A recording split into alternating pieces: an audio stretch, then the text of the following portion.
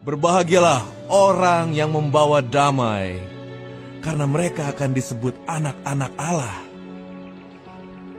Berbahagialah orang yang dianiaya oleh sebab kebenaran, karena merekalah yang empunya kerajaan surga. Berbahagialah kamu, jika karena aku kamu dicela dan dianiaya, dan kepadamu difitnahkan segala yang jahat. Bersukacita dan bergembiralah, karena upahmu besar di sorga. Sebab demikian juga telah dianiaya nabi-nabi yang sebelum kamu. Kamu adalah garam dunia. Jika garam itu menjadi tawar, dengan apakah ia diasinkan? Tidak ada lagi gunanya, selain dibuang dan diinjak orang. Kamu adalah terang dunia. Kota yang terletak di atas gunung tidak mungkin tersembunyi. Lagi pula orang tidak menyalakan pelita lalu meletakkannya di bawah gantang, melainkan di atas kaki Dian sehingga menerangi semua orang di dalam rumah itu.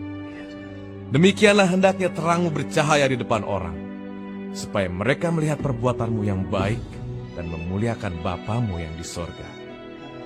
Akulah pokok anggur, dan kamulah ranting-rantingnya. Barang siapa tinggal di dalam aku, dan aku di dalam dia, ia berbuah banyak. Sebab di luar aku, kamu tidak dapat berbuat apa-apa. Waspadalah terhadap nabi-nabi palsu yang datang kepadamu dengan menyamar seperti domba, tetapi sesungguhnya mereka adalah serigala yang buas.